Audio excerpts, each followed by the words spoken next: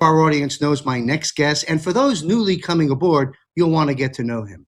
I shall simply say this. I discovered Scott McKay when he blasted on the scene, I don't know, 5 or 6 years ago on YouTube, one of the most powerful and influential voices in the new media space during these past several years. You can follow Patriot Street Fighter on Rumble and get out to meet Scott McKay. He travels the country at various events, powerful figure and a good friend, the guy you want next to you in the foxhole. And he's in the foxhole of the war we're in right now, and he's going to be on the screen with you in 3 seconds. Please welcome Will Barney, Bill Armour, and Patriot Street Fighter Scott McKay. Hello, gentlemen. Great to be here. Hi, John. Good to be with you. Thanks for being here, everyone. I'm getting in the zone here. Pardon me. All right. There's a lot to unpack. What I'm going to do, gentlemen, is I'll start at the top of the panel with Will, go to Bill, and then go to Scott.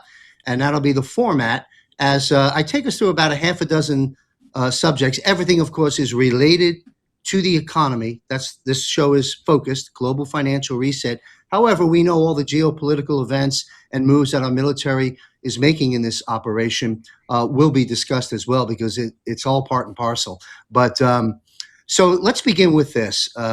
We have one moment. I had a tech issue right before we launched, and it's finishing its way out here. Let's talk about Powell out and Kevin Warsh in. This is now official, the confirmation of Kevin Warsh. We've talked about this before on the show, the fun and hat tips our president has given us when he published the announcement a month or two ago that you'll love Kevin Warsh because he's central casting. I always have to throw that in there because that is noteworthy, to say the least. But having said that, on a more important note, we'll begin with Will Barney. Will, what are your comments about Kevin Warsh coming in, and what type of policies do you think he will deploy under the crushing and disintegrating Federal Reserve? And what impact will that have on the economy? Well, what's interesting about Kevin Warsh is that he's following another central casting character, Powell. Jerome Powell played his part so perfectly. I don't think he could have done a better job of completely abolishing the reputation of the Federal Reserve than Jerome Powell did. And it was so fantastic to see this play out. You know, Donald Trump was the one that appointed him. And then they had this fake war between themselves, of which Donald Trump would continue to say, "Oh, he's too late," called him "too late, pal," and he's never on top of it. And he continued to be everything Trump said he was to a T. It was so perfect. And he's going to stay on the board so that he can help with the rest of the disintegration or the retirement of the Fed. Now we've got Kevin Warsh coming in, so a new face. He happens to be the 17th Fed member. Isn't that interesting? The 17th Fed chairman to take over the board. And, we know there's something to the numbers. And Kevin is a pro-crypto guy. He's all about, let's move into the digital age. And so you're going to see a lot of changes come with the integration of digital technology that I think is going to be important, because we can't just turn it, as much as we don't like the Federal Reserve, we can't just turn it off when the whole country in the world is running on that.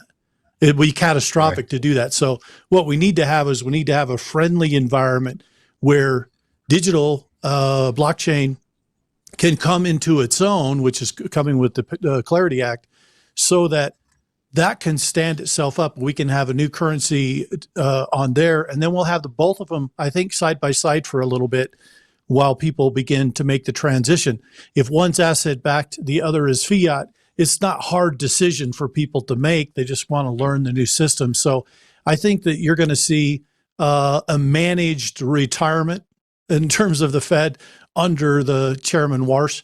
And I think he's going to do a great job of trying to keep stability for as long as it's needed while we transition into the new digital age. Managed retirement. What a way with words, and so well said, Will. And I'll tell you a quick comment about what that inspired in me just seconds ago. Is we're at war. I mean, you're talking about, well, more than hundreds of years, but we'll just say in the last 100 or so years, taking control away of quadrillions of dollars from the evil monsters without it being a kinetic war. All the other wars were kinetic based, fighting for money, resources, territory, etc. This one's being done under the managed retirement of the Federal Reserve. So well said. And those that don't believe in the plan, well, this is the plan, and it is brilliant, and it is excellently, precisely being delivered by Trump, the military, and the White Hats. Thank you, Will Barney. All right, Bill Armour, thanks for being here, sir. What's your take on the transition of Powell and the policies of Warsh? Yeah, I think, I think Will Barney hit it right on the head there, which is this is not like a regime shift, right? This is personnel change. I think that in a lot of ways, Warsh will get a lot of credit as we look back on history, as he put it, as the managed retirement. I think that his name will get there, but I do want to, and I agree with Barney, Will Barney as well about how Powell has played the part there in kind of controlled opposition in setting this up and pointing out the deficiencies of the Fed. And I think that, as history looks back, he'll have played a great part and we'll be thankful for that. But I think Warsh obviously will get a lot of credit for overseeing directly here the complete retirement of that. So we're going to see the upending of that entire system. He's a great pick. I'm excited, really, really excited to see. I just think it continues to add to what we've talked about for so long. I know a couple shows back, we talked about all the things that we're pointing to the reset occurring. And I think that this is one here that will be one we look back at as another major point. So this one obviously about to happen, hasn't quite happened, but will be another major point there. I also think that, again, some of the economic pieces he does there is a good fit, but another conversation. But ultimately, we're looking forward to continuing this drive towards retiring the Fed and moving forward into resetting things to a gold-backed and a currency here that favors the people, not the elites. Yes, Bill, you've been in this game for a long time, as all of us on the screen have. It's my third decade swimming in this swamp. And did you ever think we would see the day that we're having this conversation? I never did. And again, I say this every week, but I should probably bring Mr. G on, G. Edward Griffin. And I interviewed him and worked with him many years ago. This is a great time in history, and we're all here, and it's fantastic. Thanks for weighing in, Bill. And of course, my good friend, Patriot Street Fighter Scott McKay. Thank you, Scott, for carving out some time. I know you're traveling the country and quite busy. Welcome back to the broadcast. How would you like to weigh in? Well, good to be here as always, and it's kind of rarefied air for me to be able to be on a panel with the firepower we have with Will and Bill here. So to me, it's always a privilege, really, and to learn from them. As I was listening to their commentary and help people understand what this war really is about. And in fact, my thought was the financial side is the absolute axis with which this entire war spins on. Without the either decapitation or transition of this financial system, it doesn't matter what goes on anywhere else in the world, because the baseline is the financial system. It is the amazingly crafted envelope to enslave humanity. And I like what Will said, this managed decline, this managed transition, managed retirement, whether it's Powell or anybody else. Just as I'm listening to you guys talk, think about the brilliance, the absolute brilliance behind this plan to get us to where we are today. To me, some days I just look at this thing as it's unfolding. I'm just looking at a couple X posts when I sat down here and the news is coming out on the decapitation of the IRS and all these things. And I just think to myself, we're 60 years into this thing, at least.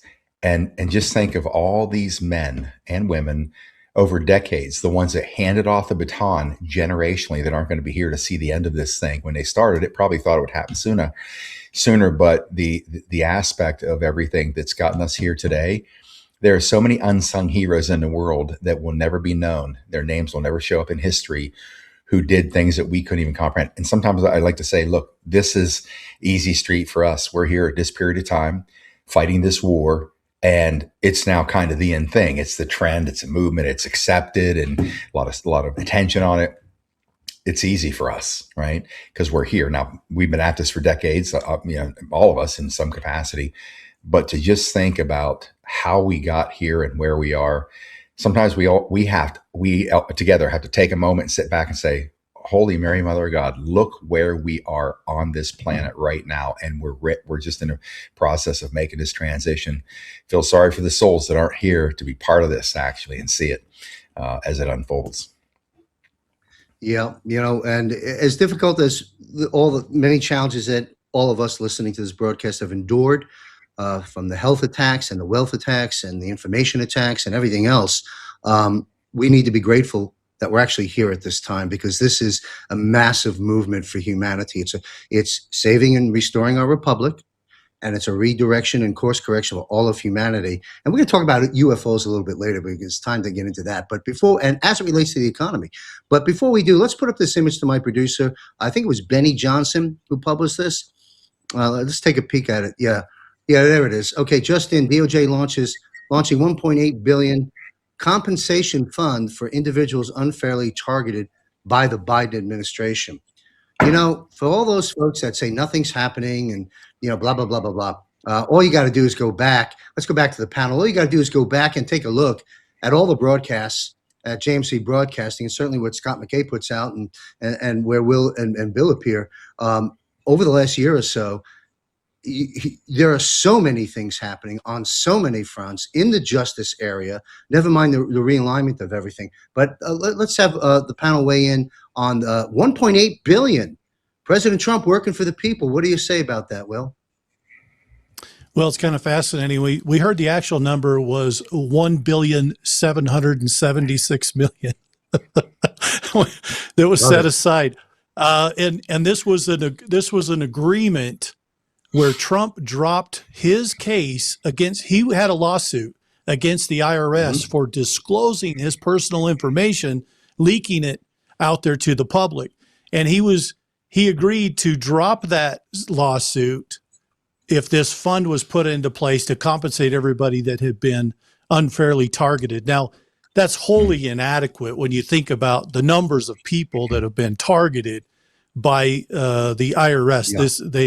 They acted like mafia thugs for years in a system that was really voluntary. Okay, and so it is a step in the. If you look at the whole history of this, it's a step in the right direction that some people are going to actually get some compensation. I think it's showing that we're moving in a place where justice can be carried out. And that goes along with everything that we've seen, particularly here in 2025, we had all this buildup and preparation, but now in 2026, we're seeing really the entire setup of justice that's coming. Now, I personally don't think that we'll see ultimately justice occur in a bar certified court system.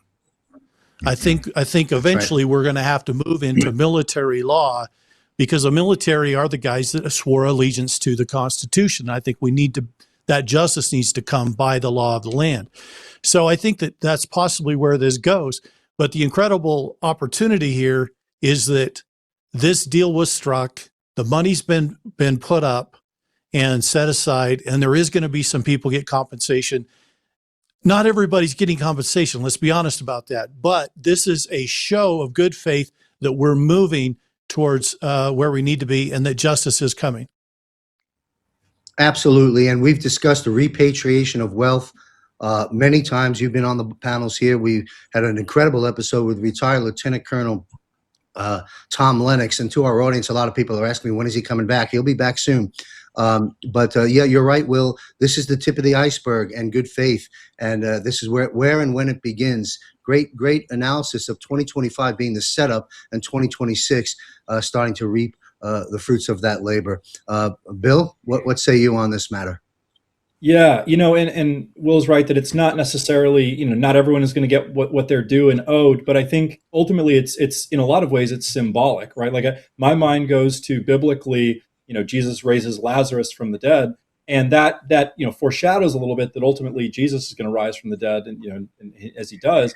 And so I think similarly here, it speaks to the repatriation of wealth. Like everyone in this country has been taken advantage of and stolen from by the banking cabal. And this, while it seems it's relatively small by comparison, it is representative of this massive repatriation and change that is going to occur. So I think that it's symbolic. And again, for those who have eyes to see and ears to hear, they're beginning to see this is the kind of stuff that would have never happened. Justice would never have been served in any capacity, 5, 10, 15, 20 years ago. And yet here we are. So I think it's good, clean drinking water for the thirsty. And again, it provides the awareness that something much greater is coming down the road.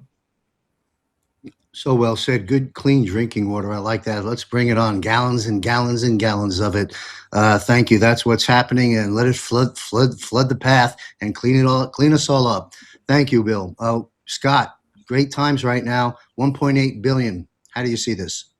Well, it looks to me like a criminal admission. I think getting people to wake up to and be aware that this is a criminal enterprise. The amazing thing about it is that where we are at this point in time, you think about it. I've heard this on multiple podcasts, and I was questioning exactly what the breadth of this would look like. But once they discovered USAID, Doge, all these things, and basically our entire national debt is all what they call our national debt, 43 trillion, is all stolen money and fraud. We own none of it. It's a massive criminal enterprise. And to listening to people say, I'm not filing my taxes. Why would I continue voluntarily to file this return and pay these criminals money after everything that we just were exposed to in the country?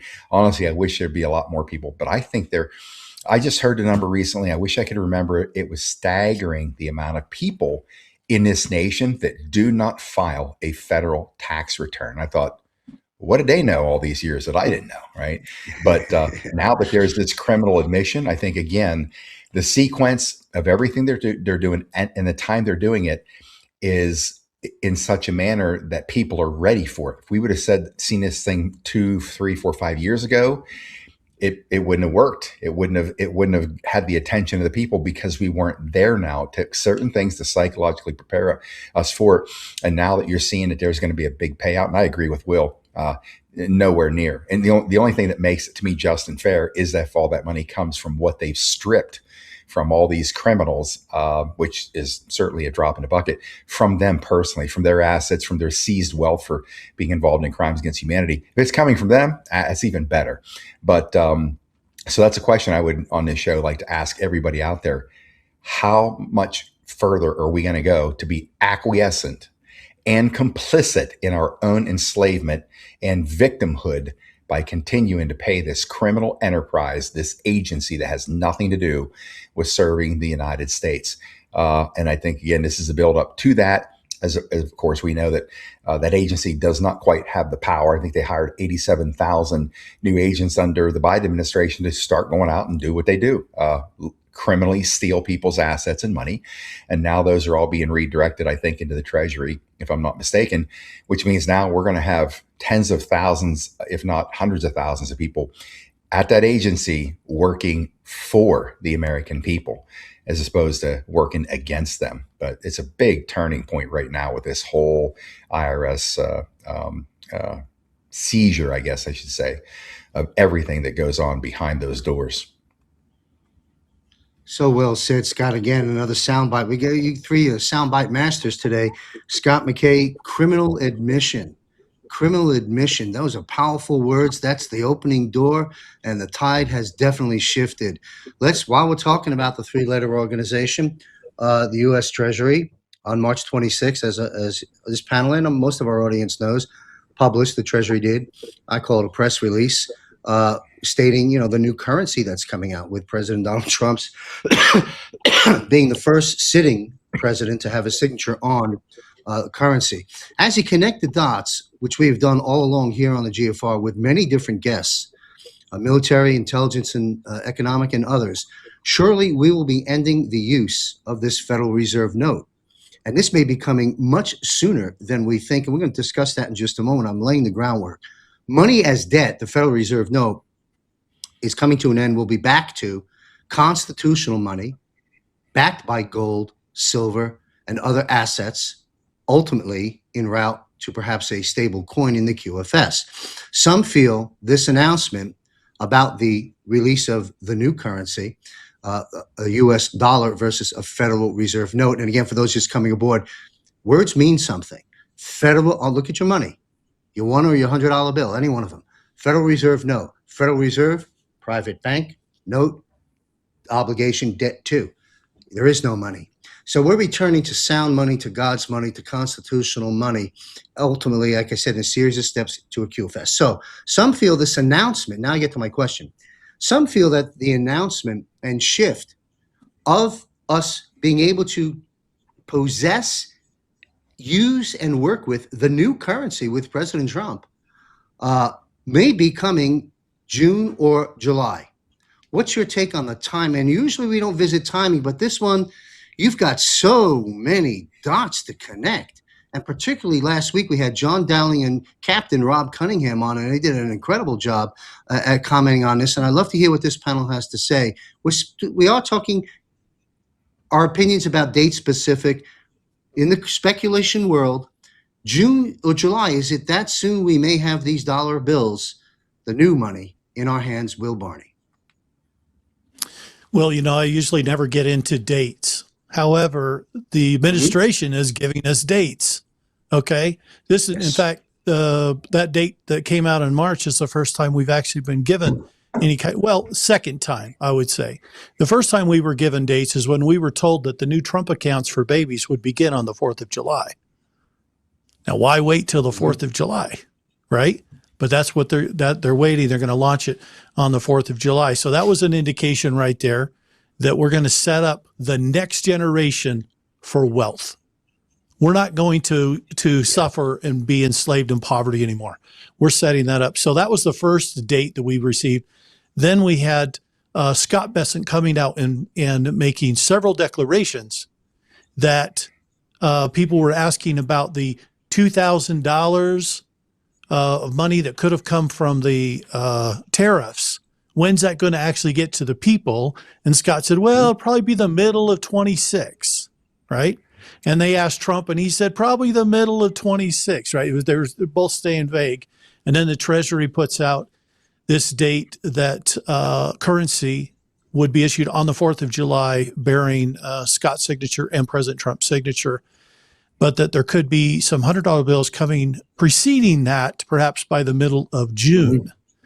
So we're not speculating here. This is the government putting out dates, right? And so I think we're comfortable to say that something's going to happen. Something significant is going to happen here. And I think it was important that we had this Fed chairman shift prior to all of that occurring as part of the narrative. Now, I do think Jerome Powell filled his role perfectly, much like Gensler, the previous SEC chairman, filled his role perfectly by keeping Ripple tied up in lawsuits with the SEC until it was time to let it out of the bag, so to speak. And all of that kept the speculators away from XRP and some of these other currencies in that meantime. So I think when we get to the end of this narrative, to the end of the show, we're going to find out that there were years and years of preparation that went into what you're seeing being realized right now. And that, Scott said that earlier in the show, that 60 years. So go back to when Kennedy was assassinated. I was on a Zoom call today with someone from Indonesia. And we were talking about this, and they were mentioning to me how in one of the government buildings there's this great picture of JFK and President Sukarno together as friends, and they were smiling and everything else. Well, I've seen pictures where the two of them were signing the new silver certificate notes that were going to be issued 10 days following his assassination. And so that's how close it got when they said, we got to take him out. The Federal Reserve would have been no more. In fact, had JFK and Sukarno been successful we probably wouldn't even have homelessness and poverty today, right? But now here we are 60 years later, 60 plus years later, and we're now getting to the point of this. The whole key issue here is that when JFK was removed, and Sekerno was removed too, he was put under house arrest and later was killed, as they claim, executed for his crimes, so to speak. Okay. We'll find out information. I know some people that claim that he perhaps is still alive, but we'll have to see how that plays out. But the bottom line is this: the agenda hasn't changed. The freedom of the world is still going forward, albeit many years later. Now we have a position where through careful strategy and planning, we've been able to weaken the cabal to a place where they can't fight back. And a big point of that was this Iran situation. And I know we're going to talk about this later in the program, so I won't go into it now. But had we not removed the military power within Iran, you better believe all those bombs and missiles will be dropped on our heads if we try to change this financial system. So everything you're watching is a carefully crafted plan. It is military strategy at its finest. And it's incredible as we lead up to this 4th of July date, how all of that military action is preceding what is going to be all of the financial action that is going to lead us into the golden age. And it's a very exciting time. Thank you, Will Barney. So well said. You unpacked quite a bit there. I'll pedal back for 3 quick comments and we'll take it through the panel. The word that came to my mind when you were talking about the children, so they don't end up growing up as debt slaves, as everyone on this panel and most of the people listening to this broadcast have. It's a promise for the future. We've always had the mantra in America, and I think Ronald Reagan reminded us of this, that you want to leave to your children and grandchildren a better opportunity and a better world than the one you lived in. And unfortunately, on our watch, we weren't doing that. It slipped away. The Ben Franklin, if you can, Republic, if you can keep it, we didn't keep it. We lost it, and that was on our watch. Now, not necessarily that everyone wasn't doing something, and we certainly have put our chips in the game, but the bottom line is that's not going to happen for the future. So you're looking for some good news, folks, for your children and grandchildren or great-grandchildren. You just got that from Will Barney, at least as the messenger of it. Also, you invoked JFK. I've got to mention this to our viewers. This Friday, 6 p.m. Eastern, we're publishing Conversations of Consequence, where I feature the important voices of our time to weigh in on things, but also we learn about their life and their journey as a child growing up to, what led them to their life's work. I sat down for 90 minutes with Dr. Jerome Corsi. You'll want to listen to that episode as it relates to what Will just spoke about concerning JFK. He was pretty up front and close to the mob and some other very important figures concerning the assassination of JFK. And as much as we've all learned and heard about JFK, you'll learn some more from Jerome Corsi on that. And in conclusion on my comments to Will is you invoke JFK. So what comes to my mind with those, the silver certificates being one of the few reasons they did away with JFK. It's the popular phrase that a lot of folks out there know. I'm going to say it. JFK was the starter and Trump is the finisher. And you can take that all the way to the gold dealer. Forget the bank. And to the gold dealer, we've got Bill Armour. Bill, how would you like to weigh in on speculative dates, June, July? Looks like we're within the 30-day plus period for something extraordinary to happen. How would you weigh in on that? Yeah, I would just say Judy Shelton, former economic advisor to Trump, has been on record many, many times saying July 4th would be the date for something like this, in so many words. So I would say that's been out there for a while and has just been repeated and parroted many times by her. Obviously, there's a number of other things we could point to. When you talk about kind of the military strategy of all this and how carefully planned it is, another one that I would point to is part of this is we need to have the gold to back, to have an asset-backed currency moving forward. So, whether that's the plane loads we've reacquired from the Vatican, or even currently ongoing, the fact that this ongoing war with Iran is keeping gold prices relatively low by virtue of a lot of those countries that normally would sell oil are not able to sell as much oil, and therefore they're having to sell gold. And so the United States is able to buy at a much discounted price gold. And so we're artificially keeping the price low, so so we can continue to stockpile gold. Right now, for the first time in history, gold has surpassed, or at least obviously since we've been on a treasury note, has surpassed any other asset class for the most worldwide owned assets. So that's more than treasuries, more than anything, bonds, whatever it might be, is gold. And that's the first time in history that's ever happened. So we're crossing that threshold. So it's twofold, right? Confidence continues to be lowered in the current economic system, the fiat system that we're doing away with, which I think is important, because first you have to change sentiment before you make these big firework changes. And I think that they're accomplishing that very well. I think even the layman is looking around and saying, I don't think that this system is working. You approach, $40+ trillion in national debt. Interest on that national debt is over $1 trillion a year. So we spend more on interest on our national debt than we do on our military. So you start to look at the numbers, and I think even just an average person that's not aware of any of this is gaining the perception that the current system is not working. And I think that perception change is incredibly important. And I think we've largely achieved that. And so the last piece here is accumulating the last bit of gold I think that we need to really maintain the ability to set the standard, right? If China, for instance, had all the gold, it'd be really hard to do this. But because we've accumulated such a vast amount here under President Trump, we've positioned ourselves incredibly well to not just make this transition, but to come out of this transition on the right side of it.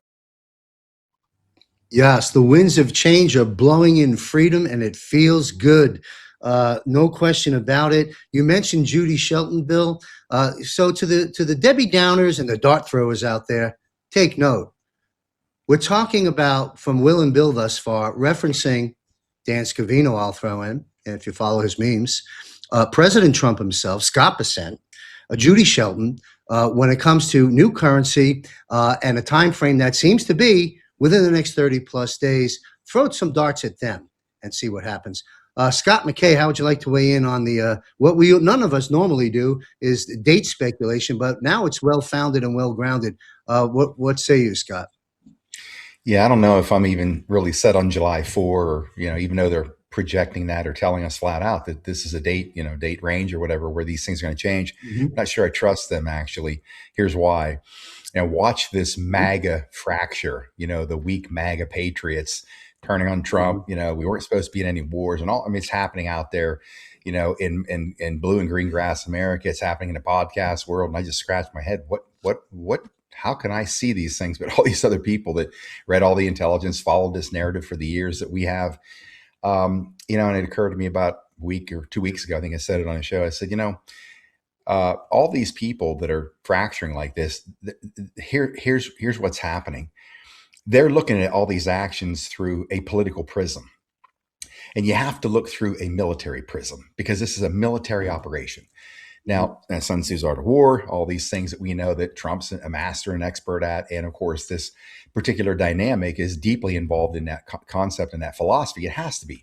We lived in a world where anytime something that was going to, a move that was going to be made that could be countered, our side, Washington, D.C., the crime syndicate of politics, announce it to the whole world to make sure it blows up or people get killed or money gets stolen. And it just always baffled me, like, how can we be this moronic in this country to do this? But again, it wasn't us, it was them. It was, it was their crime syndicate. But now, when they do come right out in the open and tell us, that's a move, but there's likely still a counter move. There's still possibilities that can play out, even though they're ultimately defeated. They're still going to try to blow stuff up, right? Just somewhere, because even if they're not successful, that realm that is occupying that seat of power is the satanic realm. It has been for a long, long time. And even if they're not victorious, that's not their point. Their point is to deliver one more body blow, any type of destruction on humanity as a whole, or the world. That's victory for them, even if they're losing, because they play the long ball. They're playing for thousands of years versus what we do. If we can't accomplish it in our lifetime, we don't want to do it, well, because it'll never come to fruition. So, and the reason I bring that up is because there's still some moves like that can be made that would ultimately fail to keep this financial system from coming to play. I believe that, or I should say, I wouldn't be surprised if July 4 is a little late. I wouldn't be surprised if they do something a little early to keep these guys off balance from making any of these moves. So it happens in that time range of July the 4th, somewhere around there. Great, pretty cool, slap a high five. And it turned out just like they said. But I don't trust them. Why? Because they're playing a military game here. And deception is still a pretty important part of that battle. So I wouldn't be surprised if they surprise us with something that this time has good tidings for humanity. It's not going to be, catastrophic or something that harms us. But analyzing this, trying to analyze it every day, all of us, it keeps our brains seriously sharp because, like I said, if this was simple and we knew how this was going to play out and we could call timelines, it would be pretty boring. Number one. Number two, that means that the other side knows and we're in trouble because they always have a counter. So I would say just keep your antennas up because I just feel like something could happen even before that. You raised some good points and some good counter narratives I'd like to comment on. We'll go back to the beginning of the broadcast where I quoted Juan O'Savin about the greatest difficulty will be in the financial area that we've yet to come upon. To your point, Scott, and also the economic extinction event. We know about the municipal bonds and the systemic mess that's going to create. Probably the end of this year, moving forward. Real estate's already in trouble. And then there's speculations about a controlled demolition of the stock market. We'll have to see if that happens. But this is a battle. These are just some of the moves on it. But whether it's June 30th or July 4th, it's coming soon, folks. And that's one thing everyone on this panel agrees with. And your points are well taken, Scott, because military moves are a few steps ahead of all of us. And so we'll see how it all plays out. I'd like to run this clip to our audience for those newly coming aboard. And every week there's thousands of new people coming aboard. Welcome aboard. Welcome to your life. Welcome to the real world. And it's going to be a good one. We'll get through this together. I have a monthly panel show, several shows. You can learn about it, jmcbroadcasting.com. One of the monthly military panels is called Eyes on Gitmo. And I'm going to run a brief clip where I raise the economic issue to this panel. And let's have a listen to this clip and have our panel comment on it. This is a clip, I believe, from retired Brigadier General Blaine Holt. We'll begin with retired Brigadier General Blaine Holt. Sir, what did you take away from this trip to China, and what various ways will this have an impact on our agenda right now in restoring our constitutional republic? I think it was a hugely important meeting. What are your insights to this? Yeah, I will agree with you, but I'll tell you that I've really evolved, as Matt knows, since I stepped away from just watching the retail version of the trip, listening to a lot of the reports, listening to the criticisms, listening to, here comes Xi Jinping threatening us with the Thucydides trap because China's rising and we're not, and on and on. But then I did some digging. And I'm going to have to give the president not a C, but more of an A plus for this, because I think this is probably one of the most important meetings between the Chinese and American leader that we've seen since Nixon and sitting down with Mao. And the reason I say that is because every single time you see President Trump backslap Xi Jinping and effusively praise him, what essentially the president is really doing is involving himself in internal Chinese politics. All is not well in China, the CCP, and the Chinese system. And you have factions that are all vying for who is going to emerge as the next leader of China. The elders are trying to thwart Xi Jinping at every step. In response to that, Xi Jinping has wiped out most of his general officers for treason, and the point of that is he's not even left right now with a warfighting general. He's got a political commissar in Zhang and not much else. And so, where am I going with this? Where I'm going with this is the president is sticking the needle right where it needs to tame the part of China that is beholden to the financialists at the City of London. And that would be Wen Jiabao, that would be Hu Jintao, and they have been for years. And so that does not make Xi Jinping a prince. It just makes for a very unlikely set of bedfellows as we ask China to get on the sidelines over Iran. we quietly in the back start to tell them that the espionage is going to stop here soon and you're leaving the Western Hemisphere. And yeah, we'll keep putting salve on the Taiwan thing, but we're on the right track with China for certain. And we'll see where it goes from here. I wouldn't pay attention to much on the economic deals. China's broke, can't afford those deals. 200 jets, they can't afford 50. And how do I know that? Well, the Politburo just put out 2 weeks ago a whole set of new economic regulations, which is going to essentially steal what's left of whatever wealth is left with the Chinese people, destroy private business, run up the credit card even further, and shield more CCP members from corruption. And so they're all scattering, but just like the Straits of Hormuz, this blade is not aimed at Beijing. This blade is aimed at London. Thank you, General Holt. And for our audience, you want to visit the entire 90 minutes with the full panel. We covered a lot of issues. It's just published the other day or so, jamescbroadcasting.com. You can click the follow page and follow it wherever you choose. You know, I want to comment on something the General mentioned and then open this subject of China to this very panel and have you guys weigh in as well. He said, Xi Jinping, you're going to be leaving the Western Hemisphere, is the narrative. That's a big statement, folks. And, you know, we hadn't heard up till this year Western Hemisphere as part of the dialogue in politics. And it's become very powerful words. You need to understand what that means. And I think many of you have already connected the dots on that. I'll just say one quick thing. Watch the Jerome Corsi interview. He broke it down. He's an author of 50 books. He knows a thing or two. He's 80 years old. He's been around. Good guy. He spoke about the Western Hemisphere and what's really going on in greater detail. But Will Barney, let's start at the top. What are your views concerning President Trump's trip to China? What did you glean from that trip? Well, I agree with actually what General Holt is saying. It was an A-plus trip, and I have several reasons why I believe this. First of all, never in a trip, state trip to China, has the U.S. brought the Secretary of War, the Secretary of the Treasury, the top industry leaders in the United States, the billionaires running the biggest businesses in America, all in one trip to rub it in their face. It was epic.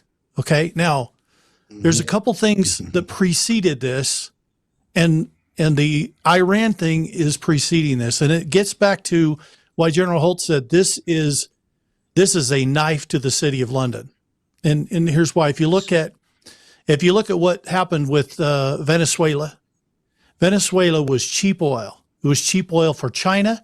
It was cheap, or in some cases, free oil for Cuba. And they had this interactive relationship with Iran. China's getting 60% of all of its oil needs from Iran at less than market rates. So super cheap energy that they could to keep their empires going. So now what's happened with this Iran war, first taking out Venezuela, and now all the oil coming out of Venezuela is at market rates, competitive with the world, okay? Now that we've got Iran sequestered, guess what? All of that's at market rates in China, and all these other communist countries are having to buy at full price. And guess what? They can't afford it. Mm-hmm. And who's been holding all that up? It's the city of London. It's the bankers. You see, 5 years ago, they let Hong Kong go back to China. Oh, the 100-year agreement is over and you can have Hong Kong back. But believe me when I tell you, they still own and control the banking of China. They control it by proxy through the banking regime. So, and their money system has been about backing it with oil. But now we have this issue where the entire oil supply chain is being completely rewritten. It's no longer coming out of the Strait of Hormuz. Now you have hundreds of vessels that are making their way to the United States to fill up with oil at market rate. Again, supporting America. So China now has to support America by buying their oil at full market price on top of everything else. And Trump walks in there. And of course, they had the children jumping up and down and making the big show when he shows up. But he went in there and he rubbed it in their face completely. Trump has this situation handled, and he's got the city of London on the ropes. They were controlling each of these communistic regimes as controlled opposition. And now they're economically crashing, where they can no longer be a force of controlled opposition.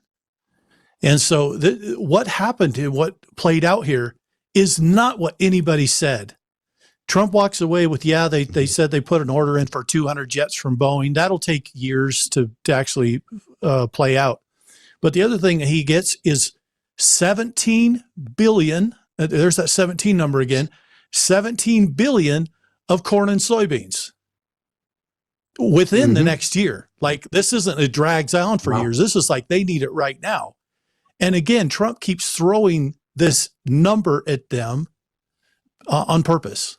He is the, you know, they say, they call him the king, and we need to have no king's days.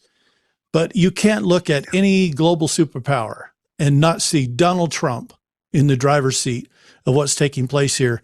And who is the beneficiary? It's the people across the whole world. And who is running for their lives and scared right now? It is the city of London and the rest of the cabal-controlled European leaders and everything else. They're freaking out. They're in a total panic because Donald Trump could just say, "We're done with NATO. Good luck to you all," and it would be all over, right? So he holds the cards, and he went into China holding all the cards, and he put them down on the table. They did have a couple of 2-hour conversations that nobody knows what they talked about. They were very private, but they walk away hand in hand, smiling at each other. I think what you're seeing here is, I think even Xi himself is tired of being under the control of London bankers. I think Trump and him have this in common, and this is playing out to the city of London's demise. Oh, so well said. You know, to our viewers, I really hope you are listening because these are very complicated military operations that this panel, each member of this panel has done a great job in explaining these things and connecting the dots. That was so well said and a great depiction of exactly what's taking place. And you know what comes to my mind, folks? Chess. I see a whole lot of mini checkmates on the chessboards happening a long, long way. Checkmate here, next, check over here, checkmate here, next. And the ultimate checkmate, folks, is coming soon. Remember, God always wins. And we got the right people in place taking care of business. Thank you, Will Barney. Great analysis. And I said this many years ago at American Media Periscope when James Grunwig was my co-host at the time. You know, and I wasn't the only one. Scott McKay said these things and some other notable voices that President Trump, Chairman Xi, and Vladimir Putin are working together in concert against the ultimate enemy, which you just closed out your segment with, Will Barney. Thank you very much. Bill Armour, how would you like to unpack your views of China based on also what you've heard from General Hult and from Will Barney? Yeah, absolutely. You know, a couple terms that come to mind is overwhelming force, fire superiority. And the reason those come to mind for me in this scenario here is one of the key parts that, you know, we talk about London, the Banking Association, is LBMA, the London Bullion Market Association. And it's where primarily physical gold is stored in the entire world. It's one of the main locations in which gold is centralized. You know, why? For obvious reasons. We all know why. But the point there is that as he begins he's, as Will Barney put well, he has the cards here. He's going to China and he's negotiating. He's you know, I wouldn't say, you know, allies necessarily, but, you know, the useful pieces on the chessboard, so to speak, with China here. And as he presents his case, which is that, you know, we're winning this war, obviously the you know, second, third, fourth, fifth on the board want to team up with the winning side. And he presents a compelling case that we are on the winning side right now. And so as he accomplishes this, I think he's just maneuvering here.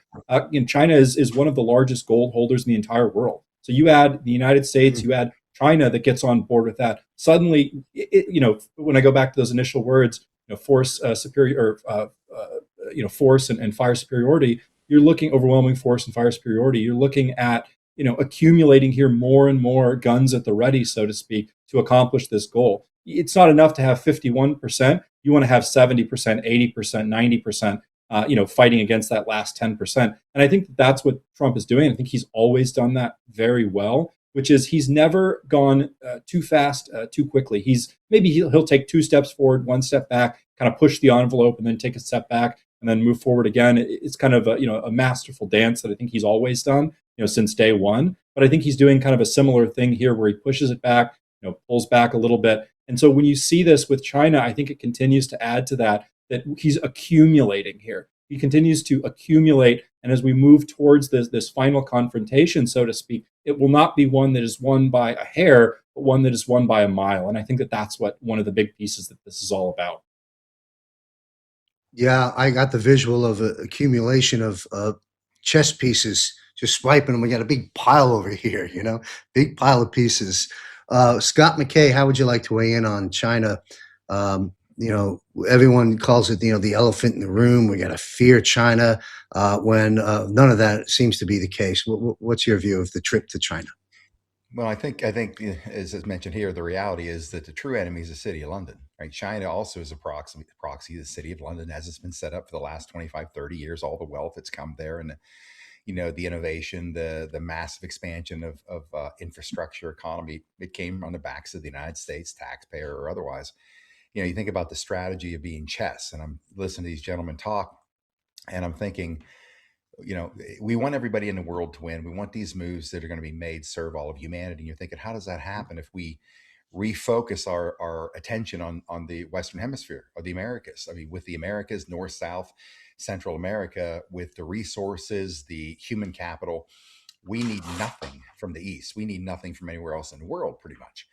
So, and having better control of the flow of oil changes a lot of things. But let's say in that other hemisphere, there's a lack of, energy resources, and maybe they do have to pay a premium rate or market rate, and it's taxing on them. So how is that fair to them? Because those people didn't do anything wrong. Well, the citizens.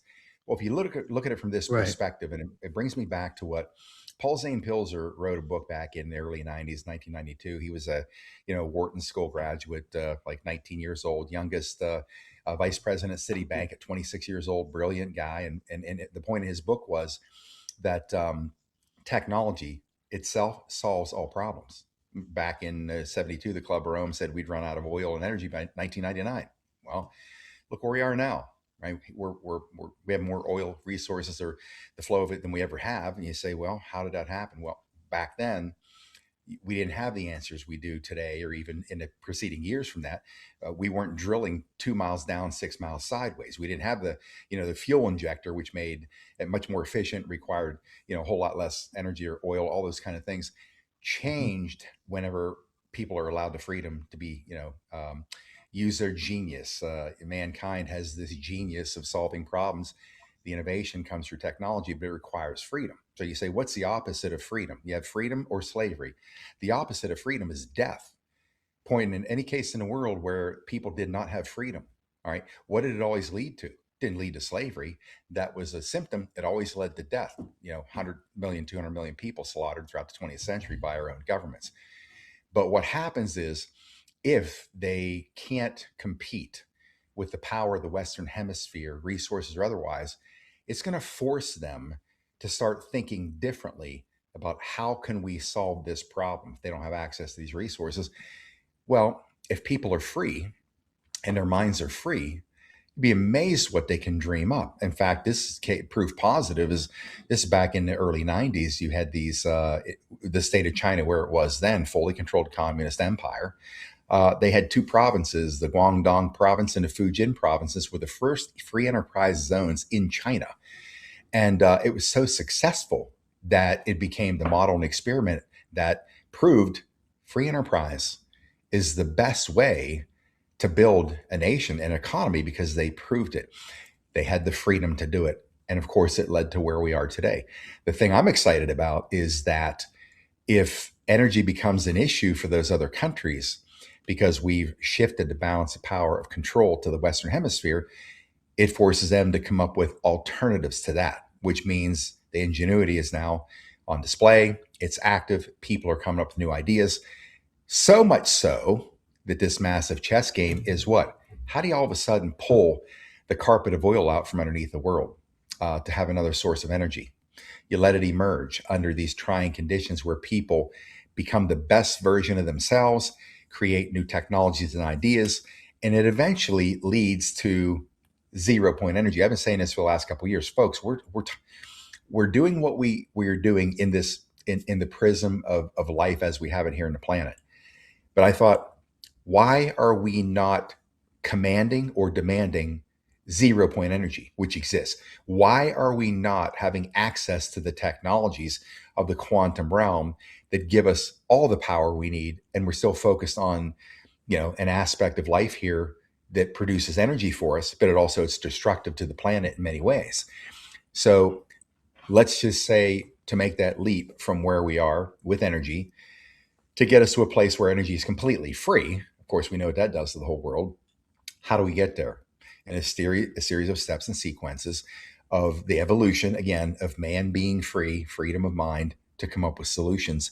And at the end of the day, once we get to that point where we have this free energy available to all of us, then the power will never be conglomerated in a group of a small amount of people who, quote unquote, run for, in governments, because there'll be no stopping the force of the human species when energy cannot be controlled anymore. Because with control of energy, even on an individual basis, once again, you can solve all problems because you have the means to create whatever technologies or systems without that it can't be impeded. Pardon, I just had a little something went down the wrong pipe there. Welcome to the club, the coughing club. Take a breather, Scott. I'll fill in some blanks. First off, thank you. That's great analysis and intriguing commentary. I took a few notes I'd like to follow up with. 0 point energy. Of course, you're 100% spot on. And as you well know, we've got the Tesla technologies now. We also have, which we're going to close out this broadcast with, off-world technologies at our disposal.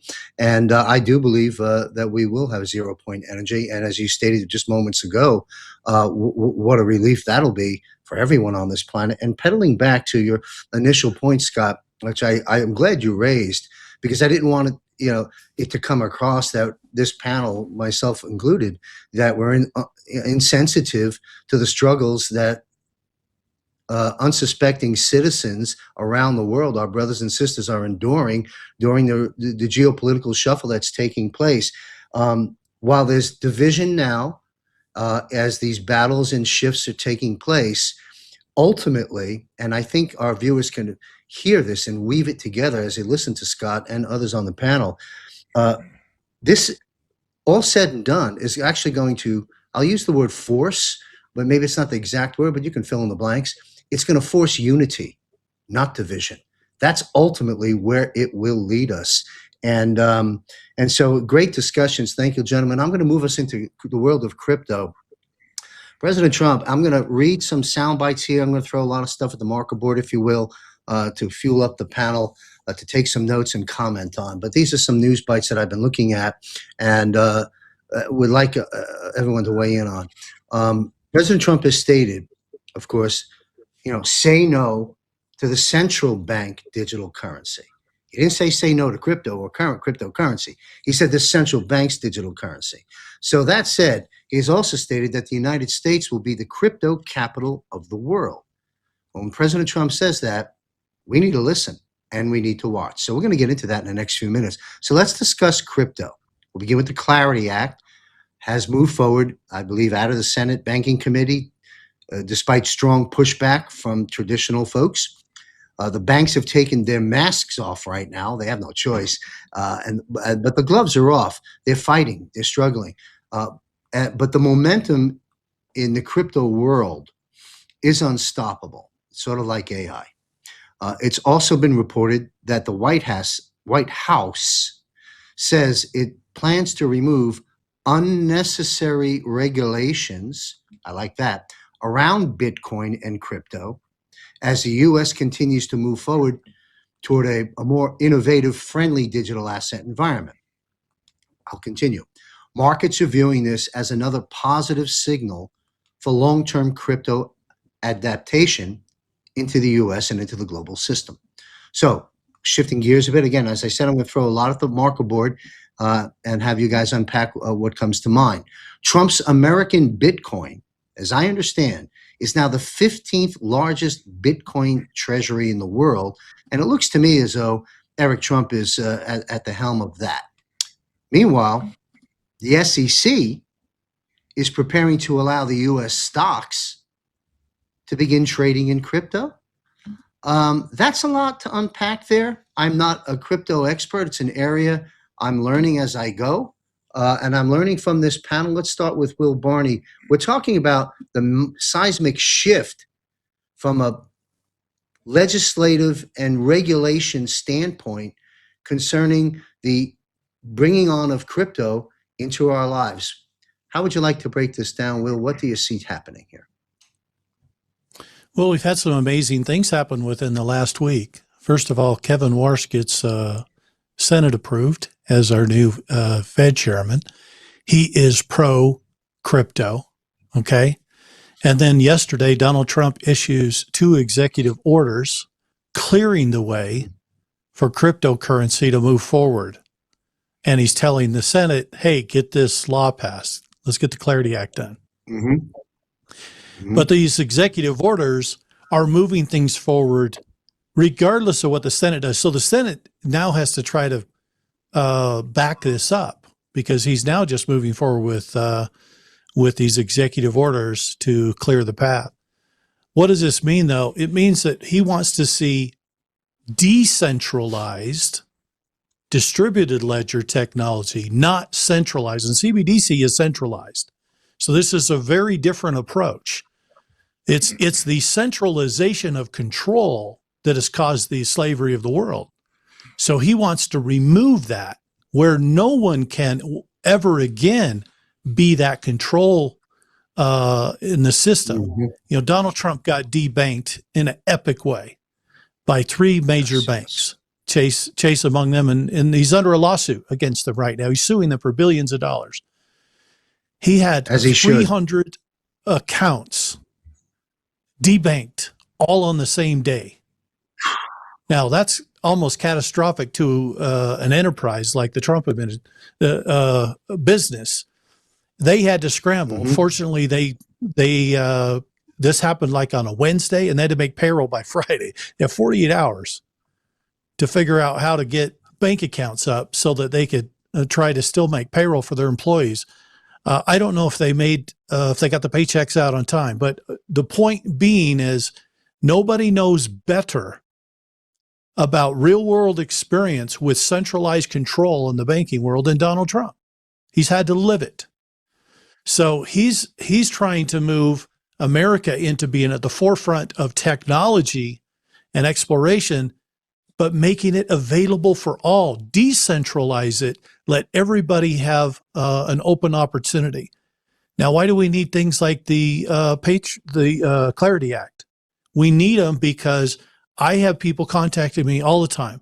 I've been scammed out of my crypto, and I can't go after these companies because there's no law that says I'm protected. And it's thousands and thousands of dollars, right? So the crypto world sounds really good, but it's still a wild west without law and regulation. And this is why there's such a push right now, is to bring that regulatory authority into that space. I don't see us being able to launch new, shall we say, new treasury-backed currency and put it on blockchain rails if we haven't first protected those rails with a regulatory structure that protects the public.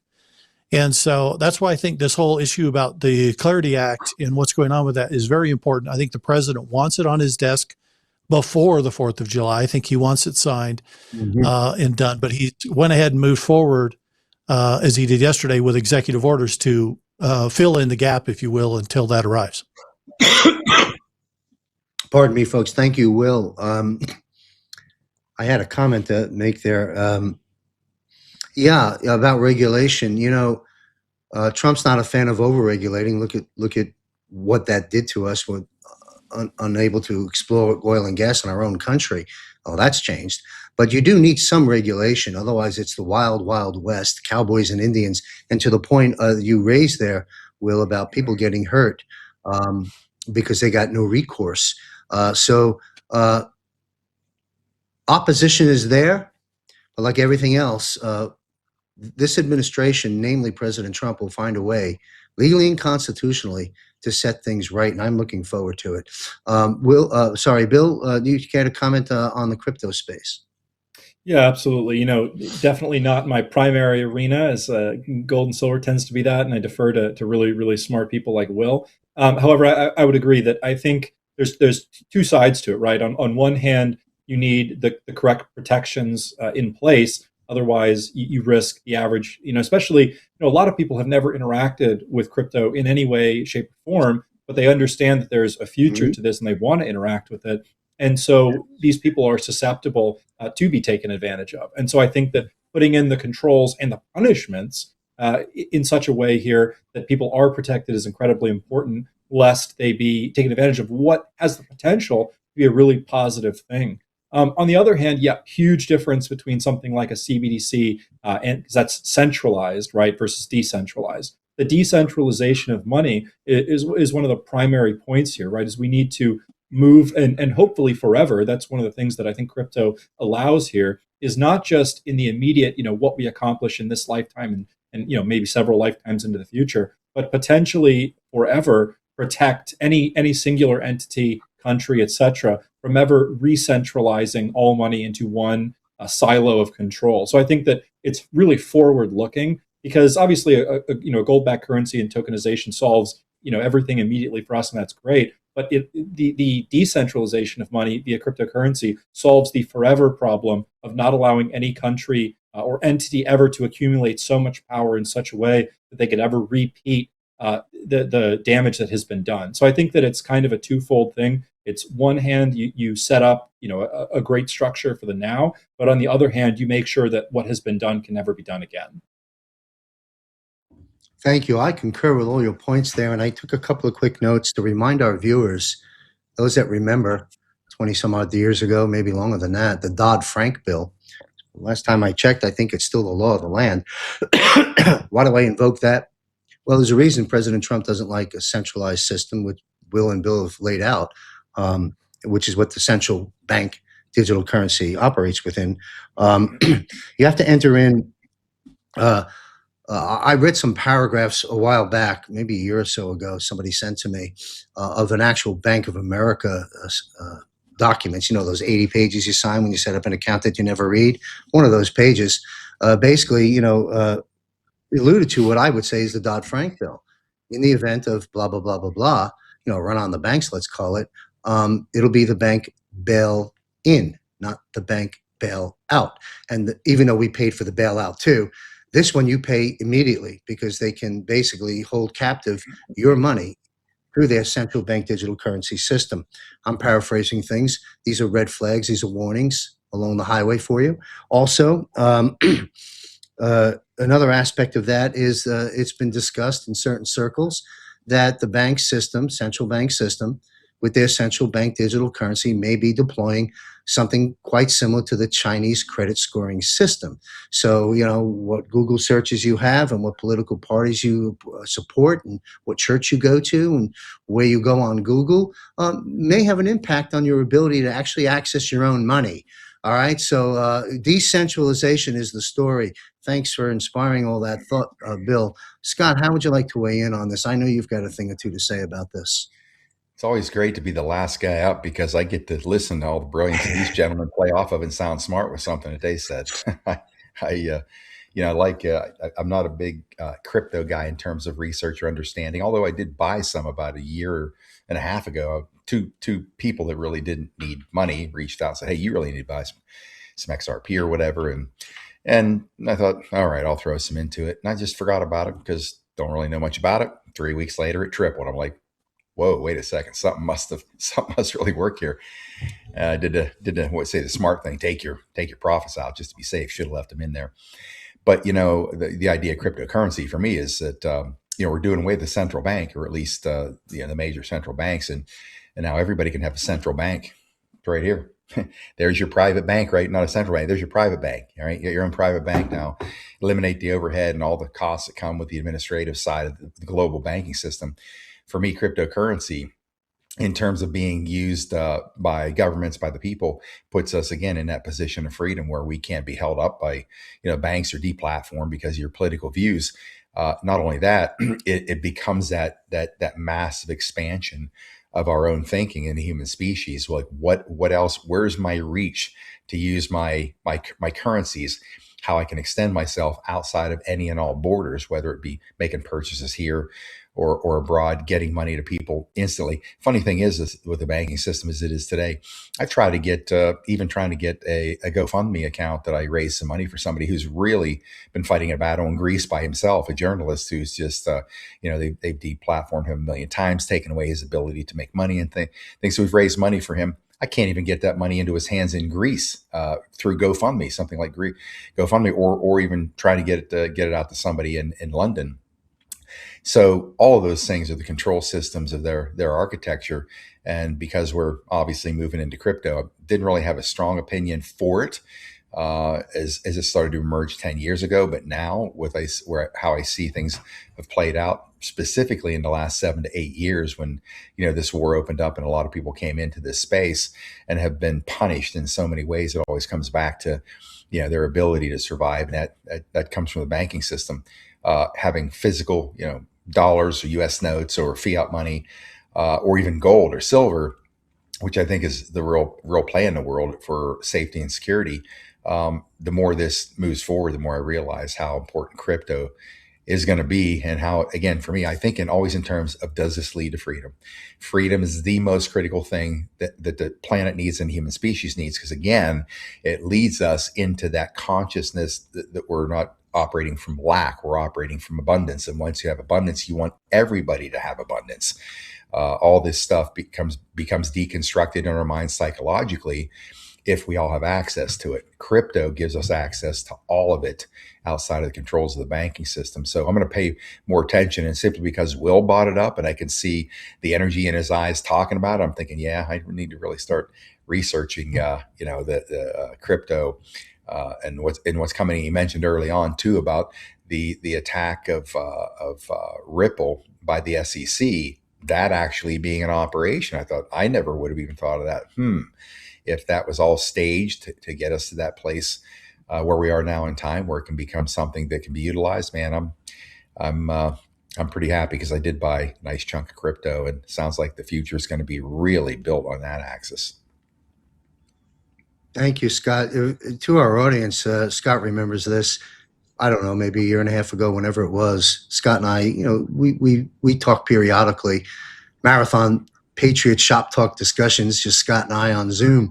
And it was you, Scott, who said to me, John, I had these sources. I threw some money in XRP and XLM. You might want to take a look at that. Well, thank you for that, Scott. And I followed suit. I own some crypto now. Still, I'm on the low end of the totem pole of the knowledge, but thanks to Will Barney and Josh Reed and many other folks, John Dowling, Rob Cunningham, and others, I'm learning so much more about it. But I feel very comfortable with my XRP. And so, but also, Scott, you spoke about scarcity and abundance. We, of course, everyone knows, our Creator intended us to live in a world, not just financial resources, all resources, in a world of abundance, not scarcity. And scarcity was created by the demonic, satanic, dark forces, of which are now losing control in this spiritual battle, which is why we're having this broadcast. Everything comes under that umbrella, as you folks well know.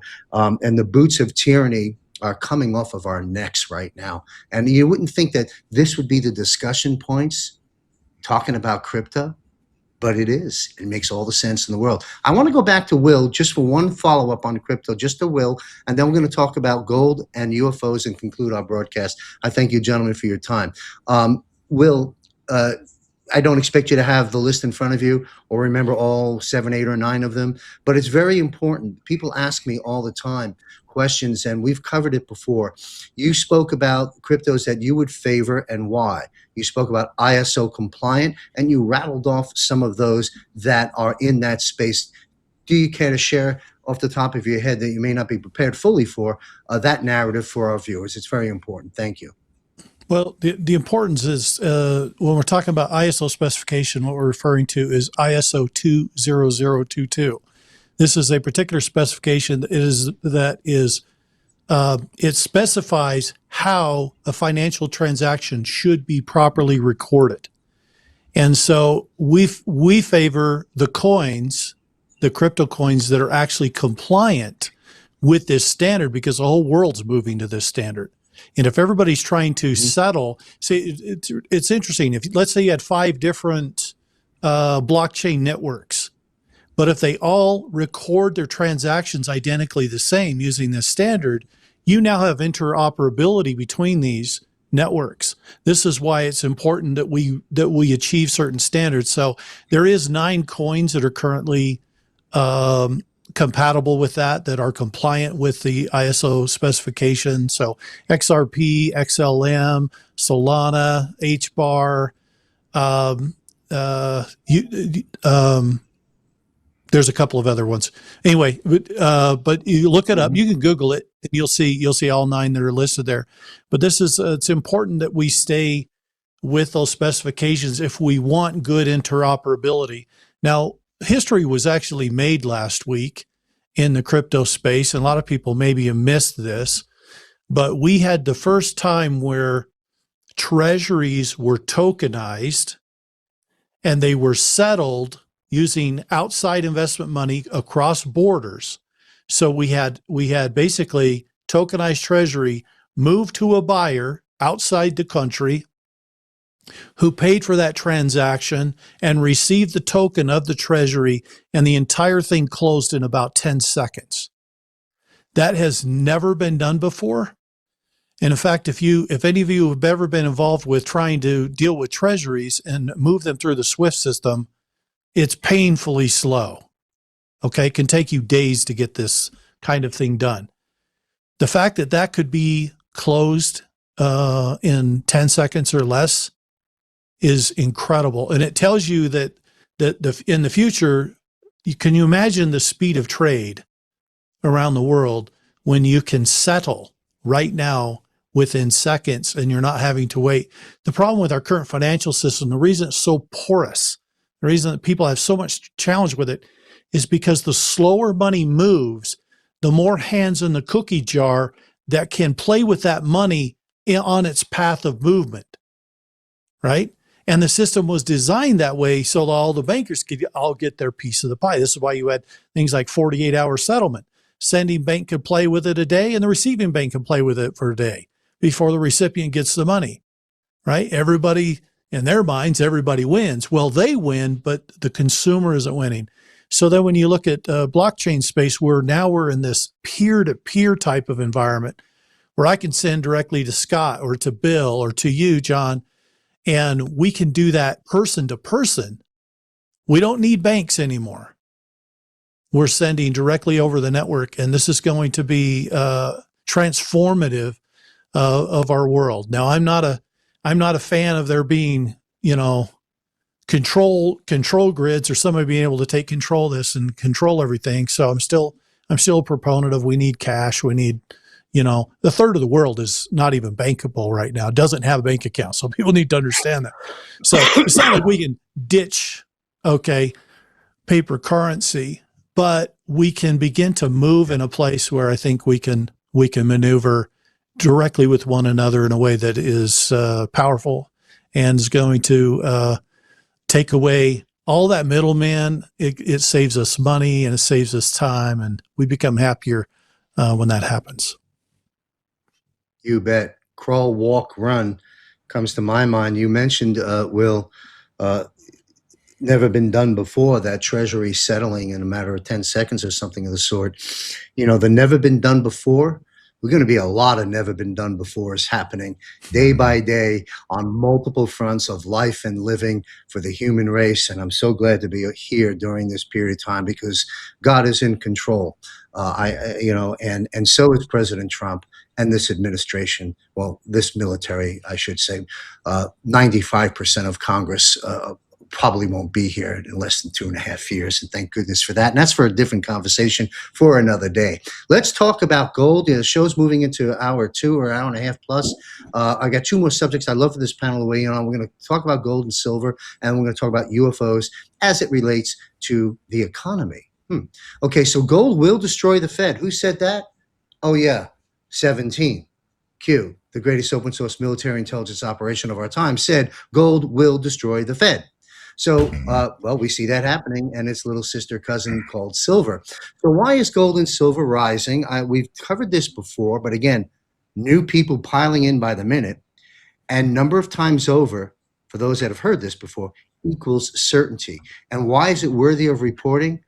It's how we're going to back our currency. Kind of important. And the opportunity, remember I mentioned in the beginning, GFR, Global Financial Reset, surviving, yes, all the elements of danger, and thriving through the transition. Gold is your thriver. Why is gold and silver rising? We'll start with Will Barney. We'll take it to our metals expert in a moment. Why is it pulling back? When will it catapult? And will new Fed policy create inflation or deflation? I mean, I'm unpacking a lot here, and what impact might that have on both gold and silver? There are other factors that may trump that completely because of the extraordinary things that are taking place with the banks and the naked shorts. I threw a lot there, but Will, you can take that on if you will, please.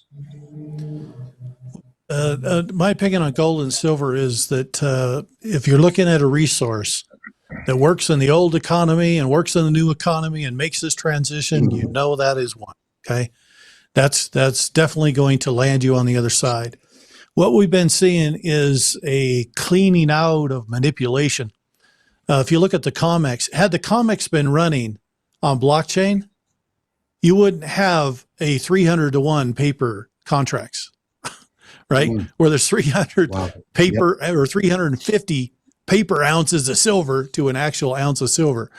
Those things couldn't exist if you were on blockchain, because the blockchain tells you whether there's a physical token there or not, right? You can't fake it. It's not like you can naked short sell or anything on it. So this is why I think you're going to see things, commodities such as gold and silver. I think you'll eventually see them tokenized because it's going to represent, and those tokens probably will represent the serial number of the actual item, right? That's being held in reserve for that. So as you look at gold and silver, I said it's manipulation. So we've had all this paper market manipulation going on a long time. In the end of January, Trump issued an executive order stating that he wanted to look at the critical minerals list and he wanted a report done within 180 days on setting price floors for critical minerals. And at the top of that list was silver. Okay. That we hit that 180 days on the 13th of this coming July. So we saw a couple of things transpire over this last month. In March, there was a whole bunch of contracts that potentially could have stood for delivery. And in those last days of February, right before they could have stood for delivery, we had a shutdown of COMEX for an hour and a half. And when it turned back on, thousands of contracts were gone. Now, what we did see is a whole bunch of contracts got added on to May. And some of them maybe even further out, but May got really loaded up with contracts. So it avoided the run on the bank, so to speak, right? Where there's not enough physical to pay out. And so we got through March. And then we had, in May, we had a very interesting phenomenon happen right at the end of April as people were about to stand for delivery. We didn't have a shutdown, but we had some incredible things take place where a lot of the contracts that were in the open interest column, in other words, they could stand for delivery. They had interest to stand for delivery. They just up and settled their accounts and walked away. We had 60+% of open interest contracts left the casino here in May. What does that tell you? It tells you they know there's not physical metal backing it, and they're not going to play the game anymore because the gig's about to be up. So what does this mean for pricing? We had this manipulation has brought the price down temporarily, but it can't stay at that level, not when there's this much push going on. Bill talked earlier about the price of gold, staying in a lower position. This is actually advantageous. There are rumors going around that during this standoff in the Strait of Hormuz, we had an operation called Operation Freedom, where we were going to escort some ships through and let them through, and we did. We let some ships through within a couple of days, and then the operation was suspended again. So the rumor is that there were multiple ships that were let through the Strait of Hormuz, loaded with gold from Saudi, headed to America, and that they got through, and then it closed up again. Now, I'm not here to speculate rumor because we don't have validation of that.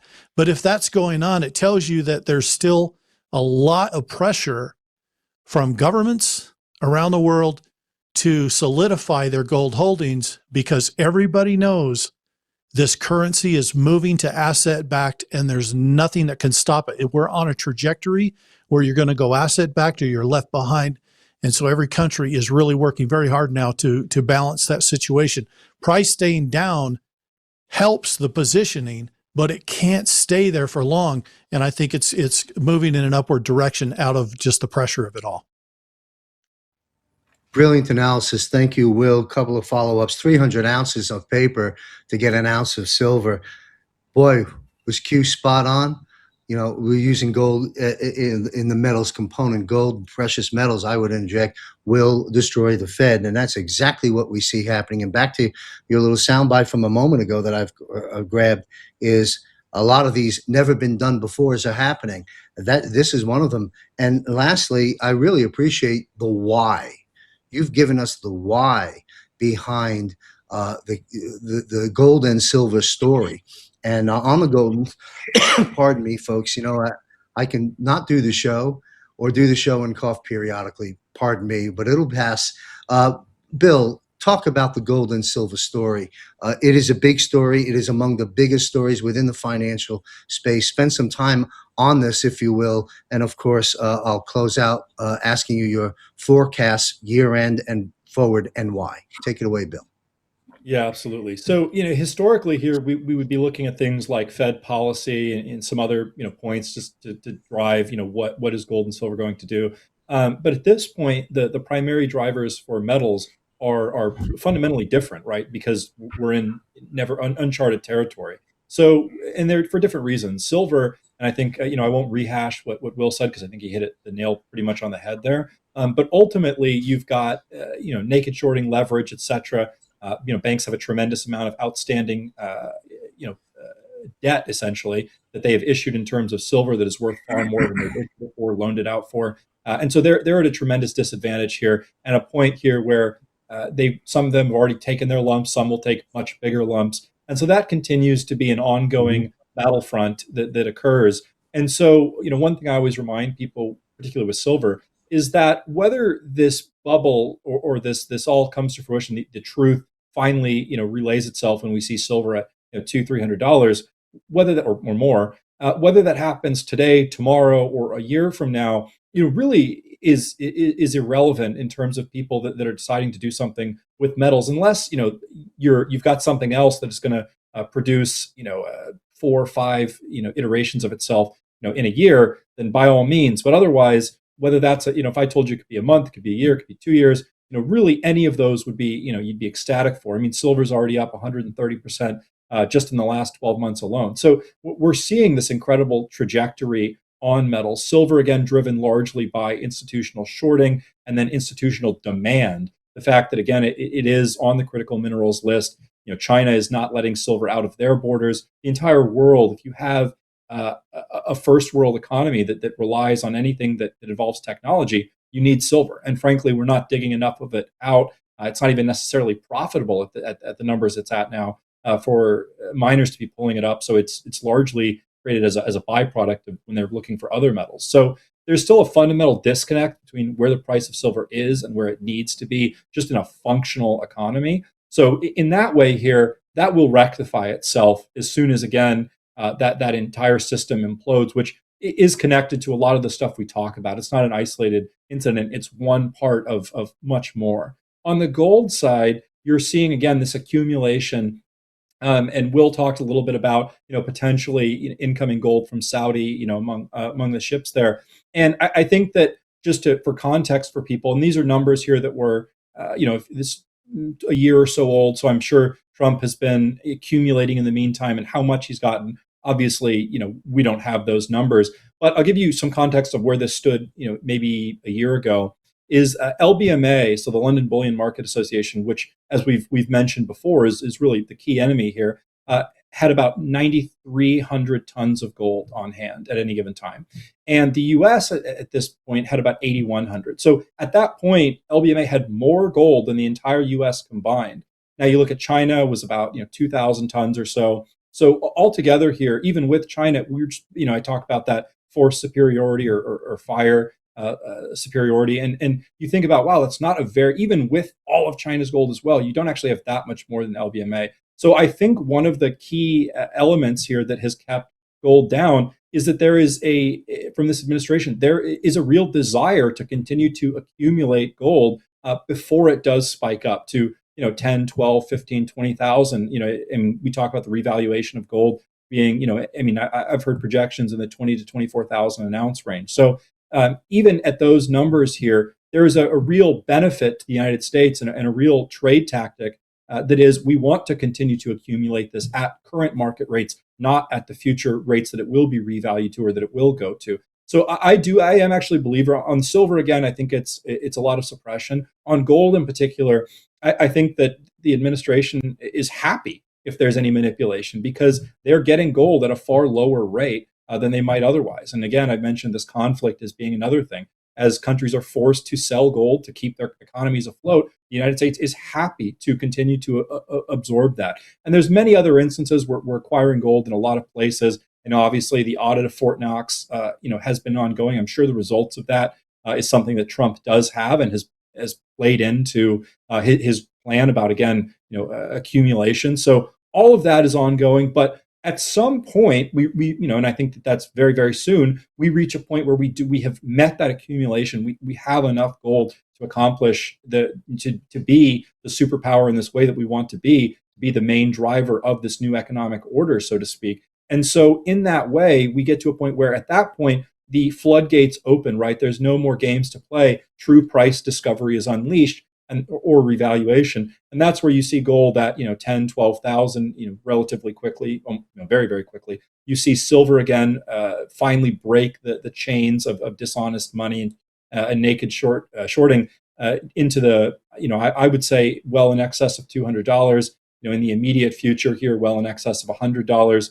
And then, at that point, we even get a little bit of probably an overshoot, I would say. I would say it's very realistic that silver overshoots its true value, because everyone will be looking around at silver going from, $70 or so now to 150 to 250 to 350. And it will be one of those things, I'm sure, that everyone at the barber shop, they always say when your barber starts buying it, that's when you should get out when they're talking about it. And I think we'll reach that point at some point it'll overshoot even. But at this point, we're very, very, very early.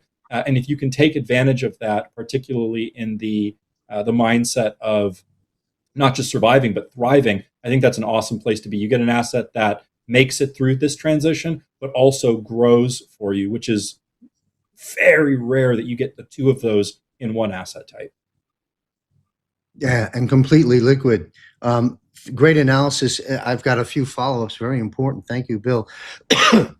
Will spoke about the floor based on a bill that we'll hear about later in, I think you said July or something,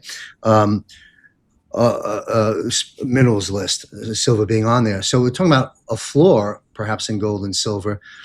Then we do know that the Fed has, I think, you can correct me, anybody on the panel if I'm wrong, has gold priced at $42 an ounce on their books. Talk about craziness, fraud, and complete deception and a bunch of BS. Where gold's trading at what, 4,600, give or take a few dollars. And these are low numbers based on what you just shared with us, Bill. So you speak about the floor. So now we're entering regulation into the precious metals component, which has never really been, as far as I know, other than RICO laws. You can't buy it with cash and all that kind of stuff. But, so now we have floors. And why? Because it plays such an important role in the future of sound money. That's why, folks. And so we've got floor prices now. I'm a fan of that. I'm also a fan of what you just shared with us, Bill, about gold being being as high as 10 or 15,000, and information being floated that it could go even much higher than that. And you're talking about a relatively short period of time. You talk about opportunity knocking at the door, folks. If you're still sitting in the old paradigm system with your stocks, bonds, and mutual funds, with the Wall Street brokers and bankers advising you and paying all your undisclosed fees that you don't have a clue about.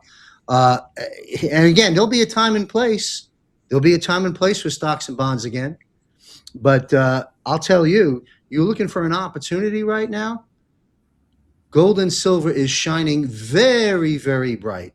It just is. It's irrefutable at this point, based on all the information that both Will and Bill have shared. I want to go to Scott and maybe have a quick follow-up with you, Bill. Then we're going to wrap up this broadcast with UFOs and a comment from Tim Burchett. Scott McKay, what's your take on both gold and silver, its role today, or anything that you've been listening to that you'd like to comment on the shiny metal? Well, I've been watching the USDebtClock.org site for a while now. I've been doing a couple shows on it with some people that have been really dialed into it for quite some time. And there's a meme. If you go to USDebtClock.org, you can see in the upper right-hand corner, there says secret window, open and close. You click it on, it brings up whatever meme that they decided to put out that day. There's one here. They're actually on that clock or below it, it will show like a free book. It's a PDF download. And it's kind of like a children's coloring book. There's information in there. There's a lot of fun pictures to kind of create the view or the picture of where we are with silver and gold. And this one that I'm looking at right here, it's kind of fun because you have this cartoon character. He's like a homeless guy standing on the street. He's got a beard. He's got a sign, and he's holding up the sign, and it says, "Will work for food" is crossed out, comma, fiat currency crossed out, comma, or gold in big letters. And then it says, "But I prefer silver." So I think that's a pretty direct assessment of where the powers that be see where it belongs right now. Yes, we'd all like to have some gold. I'm fortunate that I was able to buy some gold, bought a hell of a lot more silver than gold in the last couple of years, and thankfully so, because again, it certainly wasn't in my wheelhouse or education system. I just followed the lead of brighter people, people very astute like Bill is here, and certainly, folks, you really need to reach out to Bill Armour ASAP and get a consult, because what you will learn is that everybody should be in precious metals. I don't care if you only have a tiny amount of it, because there's some amazing things going to happen. When we look at, there's been a war on silver for 150 years, not gold, but silver for 150 years now. What does that tell you? That this is a dangerous metal for these powers that have enslaved the planet through this monetary system and seizure of assets. So obviously big moves are going to be made. We witness it here. We started buying silver in the low 20s. Some of my audience were buying like in the high teens at some point when we started engaging it. And we saw this rocket ship take off last December roughly. And, God, from that point where it was at $30 and just starts banging up to 60, 90, 120 before it settled back down, likely because of the release of all these sale of all these paper contracts. I do understand from Juan told me that if they didn't do that, allow this to happen where they crashed it, that probably I don't know, 5 or 6 of the biggest banks would have failed by this fall and would have been catastrophic to the economy. So when you're talking about those type of things, what does that tell you on the importance of silver? That if they didn't allow this, basically this ongoing, criminal move that's been made before, made to course correct this as sharply as they did, that it would be catastrophic for this economy, possibly the world economy. So in my opinion, as I continue to look this landscape, silver seems to me to be that biggest play for the obvious, supply and demand reasons, and everything else. But if I just read on this site that if I don't know how many 1% or 2% of the people in the world bought 1 ounce of silver, we would see very quickly what the real price of it is, which would be 10 to 20% of what gold is. Now, for gold, let's just say, for today's purposes, gold is in a range of, let's just say, call it 5,000 on the high side. It's a few $100 lower than that. You just think about having an ounce of silver, a 1 ounce silver coin, all of a sudden becomes worth $500, 1,000. Earlier this year, Wells Fargo put out a document. By the end of the year, they think it'll be around $1,180. I think it was J.P. Morgan Chase thought within a certain period of time this year that it was going to go to 300 to 500. You listen to Bill talking about going to 100 pretty quickly, and then shortly thereafter 200. There's all this information and all this attention on silver for the reasons that we know. And if there's this much talk about it, and actual criminal activity being allowed to continue by the federal government in this space where it's happening to make sure the economy doesn't collapse or banks do not collapse, be catastrophic, then that tells me that silver is still that very important primary play. And from an investment standpoint, if you see where the light is, where the attention is, where the energy is, where the conversation, the narrative is, you should pay attention to that. And if it's as broad of a conversation across the whole spectrum of economics and geopolitics, and social systems, then that means there's something really important about it, and a big move coming, or a big play being made on silver, basically the course correction of where it should be. So I'm obviously very fortunate. I'm on the smart decision making end of having invested in precious metals in the last 4 or 5 years. But you can't go wrong with either one of them. And the fact that all other types of trade or currencies have been created by man, these two were created by our creator. So I don't see how you go wrong. Great points. Thank you, Scott. And you mentioned J.P. Morgan Chase, or the central banks. They're aboard now. They have no choice. They have no choice. When these leftist bankers that put us in this mess have to say these things and make the moves that they're making, that just closes the lid on the jar. It just tells you everything you need to know. So buy gold, buy silver, buy now. I will say buyer beware, and I'll save that for when we release our panel from the show. I'll cover some of those points later and direct you to some free educational sources on that. But let me. The show's moving along. I've got to wrap up. Let's talk about UFOs briefly. Obviously, there's so much we can discuss on that from other perspectives. We'll save that for other broadcasts that I'll be hosting. And again, folks, I'll be hosting Off-World with JMC, launching later in June, a monthly panel of experts and people that have had experiences with off-planet entities, people with a lot of credibility, like retired Lieutenant Colonel Delta Forces Chuck Sellers, for example. And we're talking with Alex Collier, I think, to try and bring him into the premiere episode. So stay tuned. We're putting it together. But right now, as this is a financial show, I want to speak about Tim Burchett claims new UFO files could reveal a cover-up involving zero-point energy technology. Again, as I alluded to earlier, Tesla and off-planet technologies are coming here. Thank you, President Trump. We know about these UFO files since Dwight Eisenhower. By the way, I spoke with Jerome Corsi quite a bit about this. You'll want to watch that episode Friday at 6. But, we're talking about files that have been top secret. We've known about them, but it never becomes an issue during the every 4-year debates, right? It's just not discussed. Well, it needs to be discussed. We're at the point of disclosure. We're at the point of living in a world of truth. And those truths are being brought to us, thank you, by President Trump and this administration. So, anyway, zero-point energy, Tim Burchett. What do you see, Will Barney, the impact potentially of off-planet technologies coming here as it relates to the economy? Well, you know, we used to call them UFOs, unidentified flying objects, and now they got a new word. It's UAPs, unidentified aerial phenomenon. Uh, Nevertheless, okay, it's advanced technology. And I think key to that is things like 0 point energy. Nikola Tesla had 0 point energy back in the 1930s. Of course, all that was buried. But you know, a friend of mine, the CEO of a company called Z Power, they've been working for 10 years to bring 0 point energy to the market. It looks like it'll be delivered early next year. So incredible things, you know, imagine a box the size of a carry-on suitcase, giving you 10,000 watts continuously to power your house.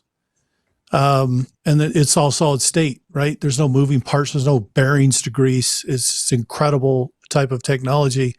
And we're going to see this kind of stuff come to its own here. I think the time is perfect. They wanted to bring this out sooner, but actually the timing is more perfect, because I think had they done this 10 years ago, their lives would probably be in jeopardy. But the reality is, I think everybody's looking for this. The reason Donald Trump has pushed so hard on the oil front and opening up the oil fields, you have to understand, is even with the release of technology, advanced technology like 0 point energy, it will take a number of years before everybody has a device, before it's prolific enough. And in that meantime, you can't just shut off your energy needs. So Donald Trump is doing a good job to help, I think, grease the wheels of transition, if you will. Make sure there's cheap, inexpensive oil for the long haul while we transition into newer technology, because it will take a number of years for devices to be manufactured and put out there. And it will take its time to transition. But I think the world's at a place right now where we see these things moving around. They're clearly moving at speeds that are unheard of, which means they're using anti-gravity technology as well. And so, and if you look at the patents, you know, they say that there's over 6,000 patents that were hidden under DoD classified files. In those patents is anti-gravity and is 0 point energy and all this stuff. Okay. So it's going to come out. It's going to be something we're going to have a lot of discussion in for the next several years. And congratulations, John, on getting ahead of this and actually bringing it to the forefront. I think people should know it's available, and it should be available for us. There's no reason that we should go hundreds of years doing the same old thing that we've been doing. We've been doing combustion engines for a long time. And particularly when there's advanced things that could move us faster, easier, less expensive in the future. And energy is probably the biggest topic around the world. Everything runs on energy in our entire world. And if you can bring the cost of that down and make that reasonable and cheap, it really changes economics in such a massive way that I think that we're going to see a couple of things take place in the future. I think we're going to see income surge, and I think we're going to see expenses be reduced. We're going to start reversing what we've been going into, which is this giant squeeze of economic struggle. And I think we're going to reverse all that, particularly with the advancement of the new technology. Thank you, Will. You know, again, to all of those and all of us that are struggling, being under the boots of tyranny and being debt slaves our whole lives, just know that help is on the way. You're talking about, and this isn't me saying, I'm paraphrasing our administration and our president and our panel and other people. No income tax, no property tax, no tax on tips. There's probably many more I'm missing. You're talking about Overtime. 0 point energy, overtime. You're talking about repatriation of wealth. You're talking about Elon Musk saying in a few years there'll be no reason to save money. There'll be no need to work. You can if you choose. You take all of these things, and of course the trading of the birth certificate and all those calculations. When you put all that out there, don't you tell me help isn't on the way. Help is on the way, folks. Hang in there. Hang in there a little bit longer, because this is incredible. And you mentioned energy being such an important subject, make the world go round. I remember a dinner, a 5-hour dinner I had at Trump International in Las Vegas many years ago with our good friend Juan Savin. And, and it was then, way back then, that I learned that energy, well, where do you think the 17th letter, the greatest open source military operation of our time, Q, was formed, based, and run out of? The Department of Energy. So it is slightly important. Anyway, thank you, Will Barney. We're going to wrap up the panel. We're discussing the benefit of zero-point energy, UFOs. Bill, any comments about that?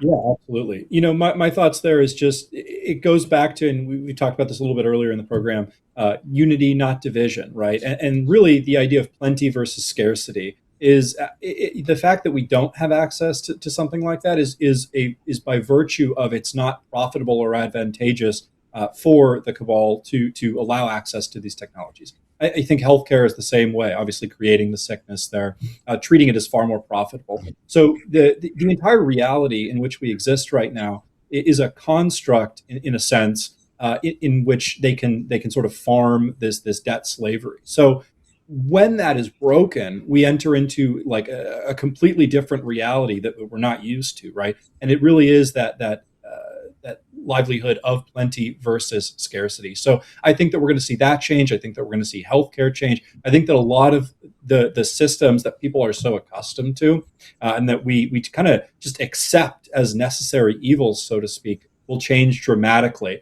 And so this is just kind of, I think, part of the wider conversation about what will change in the foreseeable future and what's to come. And so the hope that people have really is not limited to or tied only to just the financial restructuring, but I think as a grand narrative here, everything is going to change. Everything will be improved in one way or another. And energy, obviously, as a cost, right? Energy influences everything, right? Whether food you eat at the grocery store, anything that you get, anything that you interact with, there's been a price that energy has paid into that. And if suddenly you can cut dramatically the energy cost, you cut dramatically the labor, so to speak, that it takes to create something. And therefore people have, again, we go back to that reality of plenty. So I think that we're heading that direction. And I think that these kind of technologies will be accessible once those barriers are removed to them. Yes, well said. Very important. Great change and good change is coming our way, and energy plays a major role in that. You invoked the word healthcare a few times. I'll take advantage of that for a moment. JMC Broadcasting, I believe it's June 26th, but it's definitely in the month of June. We report on military, intelligence, economic, with experts, lean and mean. That's been our focus. And we're now bringing in the same template, same format. We're going to be covering healthcare the way we did at American Media Periscope back in the day. And the show host, the woman, I'm going to hold all the names back at the moment, someone you know and love very much, great reporter.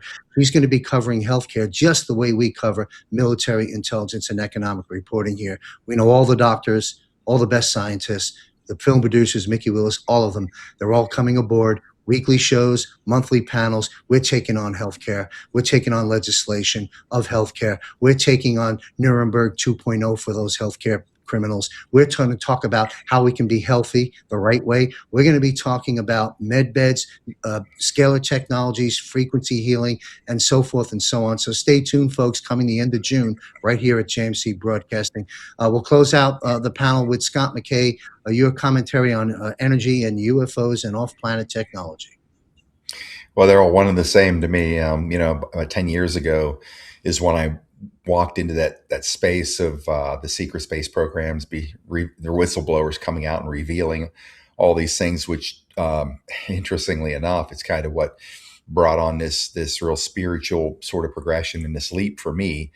The idea that the off-planet stuff that's going on, the interaction with non-terrestrial species, billions of years more advanced than we are, who has an interest in our spiritual ascension, tells us a lot about what we are as a species, how special we are, and the fact that we've been enslaved in this planet by the quarantine of high-level technologies to me is again another axis which is going to change the human experience here. If you just can contemplate this idea that there's quadrillions of dollars of investment in off-planet architecture and infrastructure and the ability to travel, into other systems, star systems, whatever. We're an interstellar race now. I mean, we were supposed to progress to that, but the bad guys that come from this planet have been doing these things for a very long time. And the fact that the disclosure is now right around the corner, to me, tells me that the grip of power by this cabal machine is completely fractured forever. I said this for many years. The one weapon, their greatest weapon that they've ever had to keep them in a position of power is their veil of secrecy. It's not only damaged, it's gone, it's wiped out. So now the truth will emerge. And now that the truth is emerging, there's going to be a lot of questions people are going to ask, like, hey, why this? Why not? How did this happen? All of these things that could have changed the human experience for many people that lost people they care about, family members, loved ones, because these technologies have been sequestered, is going to really change the consciousness of the planet, where they'll now be demanding these things because of this mass awareness. When Trump came forward in his first term and he announced that we were creating a sixth branch of the military going to be called Space Force, man, that day when he said that, I was like, holy Mary, Mother of God, here we go. So why? Well, because my view is that as this off-planet war has been going on for a long time, just like the on-planet war with the same factions, your cabal and the alliance powers, if the alliance powers off planet have won and they're now commanding they're seizing all of the off planet architecture in whatever capacities they are and what they can do to contribute to humanity, how do you bring that out to people where the psyche can actually process and assimilate this without breaking? Not possible. I mean, that's why we've seen this thing walk so slowly when everybody wants it over with, this whole emergence of all of these things that now humanity's starting to learn about. If you drop it on them on top of their head and they don't understand it, we as a species will just like walk away. I don't want to hear that. I don't believe that. They just shut down. It's just too big of a leap. So you got to do it slowly. How do you show, like if you listen to William Tompkins talk about every single thing taught on this planet in every education institution is a lie. He said it multiple times. He's 94. Every single thing taught in every education institution on this planet is a lie. Imagine waking up one day and realizing everything you've ever thought is not true. Create mass psychosis on the planet. But if you are going to introduce these things to humanity, it's a lot easier if you say, we have a new branch called Space Force. So in the first craft that may be 6 miles long and 2 miles wide and looks like a massive aircraft carrier, like in the movie Captain America, rising up out of a canyon 6 miles long. Those things exist. How do you say, hey folks, look what we have now, or look what we captured? But people just, it'd be in a state of disbelief.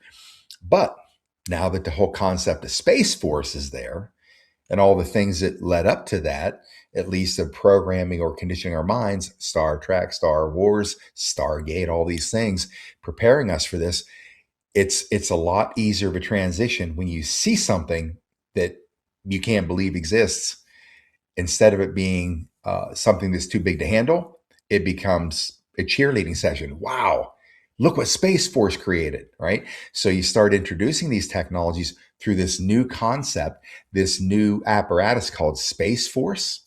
Well, it's like, how do we act in America? How do we behave when America does something amazing? Look what we did. It's sort of a pat on the back. How exciting, what this greatest country in the world has produced. So to me, Trump announcing Space Force for me was the big initial step toward disclosure, because they have to introduce to the world these unbelievable technologies. Where did they come from? Oh, they've been here forever. Oh, really? How come we didn't have it? I lost my mom and dad. You'd have total chaos, anarchy. You'd have breakdown of social systems. You'd have people wanting to kill everybody on the planet who is responsible for hiding this stuff from us. But if it becomes the emergence of this new enterprise called Space Force, look how fast we're moving. Now people can accept it, and it becomes exciting and creates happiness versus anger and resentment because we didn't have these things, a long time ago. Could have made life different. But to me, that was the true tipping point, was announcing that this new branch was coming, Space Force. Thank you, Scott McKay. That is so well said, and a great way for us to close out the panel. My follow-up to that is, again, when I sat down with Jerome Corsi just yesterday, it'll publish Friday, he talked about, alluded to the initial formation of the Space Force, which became what it is today, all the way back to JFK, and he shared some insights to that. So once again, JFK the starter, President Trump the finisher, and you raised some great points there about the responsible layout and make it palatable for all of us to prevent complete meltdown and to welcome it. You laid that down so well. And so with that, we're going to conclude conclude the program. This has been the longest GFR show we've done. I thank our panel for staying around, and my two producers, and all of you watching. We could go on for hours. I'd love to reconvene this panel periodically. It's been great having you join us, Scott McKay, on the Will and Bill Hour. Thank you very much. And so we'll go to the top. Will, Barney, best place for people to follow you and your work. Great. Thank you, John. Yes, you can follow us at enochgs.com. You can see it right there on the screen. That is our website. What we do is we are here to provide infrastructure for the launch of humanitarian projects. So we're building out digital software and data systems to allow the launching of projects across the world. We're trying to build an infrastructure that can handle the launch of thousands of new companies per year based upon new technology and benevolent objectives. And so we're here to help each of the humanitarians take their ideas and turn it into a business. That's what we're here for. And we hope to be at this work for many years to come. So it's always a pleasure to be with you. Thank you, John. Thank you, Will. You're a tremendous asset to the broadcasting I do, and what a project you're working on. And we're going to be following it each and every other week when you join us. Thank you. Bill Armour, best way to people to reach out to you for a free consultation to assist them in their IRAs or outside of their IRAs in acquiring both gold and or silver. Yeah, absolutely. Two best ways are going to be my phone number, which is right there, and that comes directly to me. That's 310-407-0239.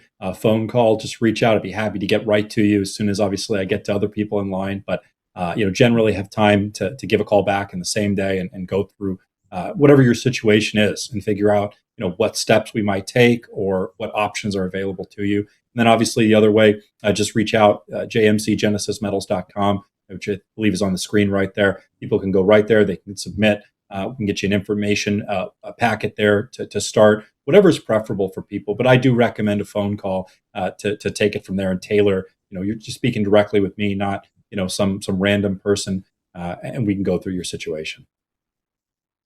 Thank you very much, Bill Armour. And closing out with Scott McKay, I know you have a website and also a very popular Rumble channel. What's the best place that you'd like to direct our new followers? And many of our audience knows you well for many years, but a lot of folks don't. How can people connect up with you and your podcast, your work that you're doing, and maybe perhaps meet you as you tour the country? Go to, because of the safe bet of who you're really seeing or talking to. If I tell you to just run a search engine on Patriot Street Fighter, you'll find about 100 of them. Or Scott McKay, you'll find another 100 of those, and they're usually trying to bilk you for money or whatever. So the safe thing is to go right to patriotstreetfighter.com. Across the top, you'll see the social media links. We primarily, because I've been kicked off of YouTube 38 times, we do everything on Rumble. So to get to that Rumble channel, to make sure you get to the right one, to subscribe to it, if you'd like to, just go to the URL PSF for Patriot Street Fighter. All those Street Fighters, one word for trademark reasons. Just go to psfrumble.com. You'll land right on my page, and that's the real me. And otherwise, you can look on Patriot Street Fighter and catch those. But I will say this: do not anybody that's asking you for money or sell you QFS accounts or donate to a orphanage in Canada, stuff like that. On my behalf, if you don't hear me say it, see me say it on my channel, Don't believe any of these fraudsters. And just to back up what Bill's working on, I would say, if me personally, this is for you folks. If you, me personally, I had an IRA or 401k, or I would say, if me personally, I was a financial advisor, which I'm not, but if I were, I'd say, get the hell out of the markets right now and get everything into silver and gold. Beautiful. Thank you, Scott. And I want our audience to know, remember I spoke about earlier, Conversations of Consequence, where I feature some of the important voices of our time and learn about their life and their journey and what led them to who they are and have them weigh in on the current events. I've had Patrick Byrne in there and General Valet, Juan O'Savin, Mary Fanning, so many people I can't even remember at this moment. Scott McKay not only was in Conversations of Consequence once, but twice. Once when I launched it many years ago, and relatively recently when I relaunched it through JMC Broadcasting. You'll want to learn about the fascinating journey of the trials and tribulations and massive successes and triumphs of Scott's life. So Conversations of Consequence, you'll find that at JMC Broadcasting and on our Rumble channel. I want to thank this panel very, very much. I can't wait to see what the show note comments have been from our team that's been looking and playing with that. But this has been a very powerful, enlightening, informative, and positive episode from three great gentlemen. I appreciate you all being here very much. I'll be right back, folks, after this important announcement.